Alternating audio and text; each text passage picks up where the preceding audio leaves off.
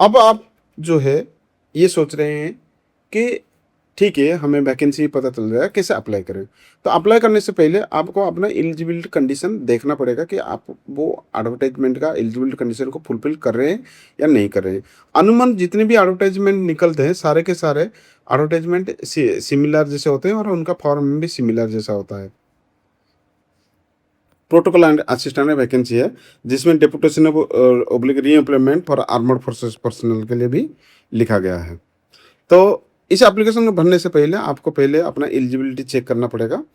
Eligibility condition में पहले analogous post, फिलहाल एनालॉग पोस्ट के बारे में एक बहुत बड़ा चैप्टर है, उसको नहीं पा रहा हूँ, लेकिन हाँ उसमें जो लिखा गया है नेक्स्ट में कि जो पे लेवल 5 है उसमें 6 ईयर सर्विस होना चाहिए, यानी कि हवलदार रैंक में 6 साल सर्विस होना चाहिए। एमएससीपी हवलदार में नहीं, एमएससीपी हवलदार का यहाँ पर काउंट नहीं होता है। यहाँ पे लेवल पर पे लेवल 5 यानी हवलदार रैंक में 6 साल सर्विस होना चाहिए, या फिर नायक रैंक में 10 साल सर्विस, 10 ईयर सर्विस इन पे लेवल 4 यानी नायक रैंक में 10 साल सर्विस होना चाहिए, तभी आप अप्लाई कर सकते हैं। जो मेन कंडीशन है फॉर एक सर्विसमैन, आप अगर सर्विस में है तब भी अप्लाई कर सकते हैं इस चीज के लिए। अब बोल रहा है कि for ex serviceman deputation of री एम्प्लॉयमेंट, यानी दोनों सर्विंग पर्सन भी कर सकते हैं, जो लास्ट ईयर सर्विस वाला है वो भी कर सकते हैं। और वही चीज बोल रहा है कि अगर आप लास्ट ईयर सर्विस में हैं,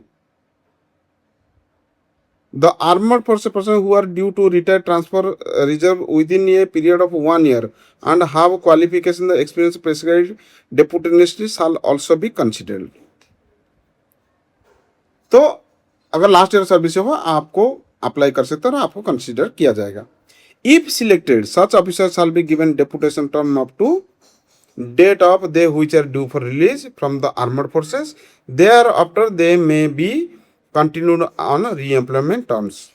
तो ये जो था कि भाई आप लास्ट ईयर सर्विस में आप अप्लाई करो, अगर सिलेक्शन हो जाते तो आप जितना पीरियड सर्विस आर्मी में बचा हुआ है उसको डेपुटेशन बोला जाएगा, उसके बाद आपको री एम्प्लॉयमेंट ले जाएगा। ये कंडीशन इसलिए दिया गया है कि अगर लास्ट ईयर सर्विस में आपको कोई ऑनरी मिलने के चांसेस हैं तो वो कर्टेल ना हो, आपका वो पूरा सर्विस वहाँ पर काउंट होगा। ऑनरी मिलना है तो ऑनरी मिलेगा, यानी कोई भी चीज़ कर्टेल नहीं होगा, इसको कंटिन्यूशन में चलेगा, उस वजह से रखा गया है।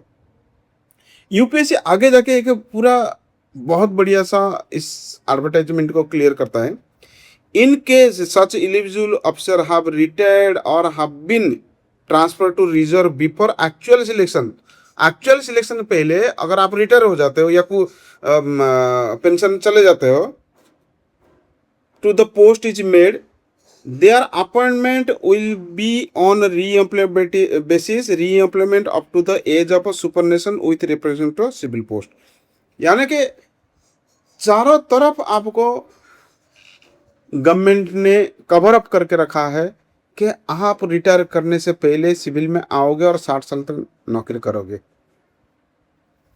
आप गलती से सिलेक्शन नहीं हो पाए, रिटायर कर गए, आप उसके बाद भी सिलेक्शन होते हो तो आपको री एम्प्लॉयमेंट दिया जाएगा और 60 साल तक नौकरी करोगे। और इस चीज के लिए कोई इंटरव्यू नहीं होता है, ये पहले जान रखिए। पे लेवल 6 तक कोई भी इंटरव्यू नहीं होता है। पे लेवल 6 से यानी पे लेवल 7 से ऊपर जाते हो तो आपको इंटरव्यू देना पड़ता है। दूसरा है कि आपको डाउनग्रेडेशन में नहीं जा सकते हो, हमेशा अपग्रेडेशन में जाओगे। जैसे कि यहाँ पर देख रहे हैं आप, पे लेवल 6 है ये, यानी नायब सूबेदार इक्विवेलेंट रैंक है। और अप्लाई कौन करेगा? 10 साल का नायक। अगर 10 साल का आप नायक हो, नायब सूबेदार बने ही नहीं, तो इसके थ्रू आप वहां पर जाके यानी इक्विवेलेंट टू नायब सूबेदार रैंक में पहुंच जाओगे। तो एवरीथिंग गवर्नमेंट आपको सब कुछ दिया है, बस जानकारी का अभाव था, वो जानकारी हम प्रोवाइड कर रहे हैं। अगर कहीं पे भी डाउट रहता है, अगर आप व्हाट्सएप ग्रुप में हो तो क्वेश्चन कीजिए, कोई ना कोई उसको आंसर कर देगा। अब आप समझ गए कि आप एलिजिबल है या नहीं है।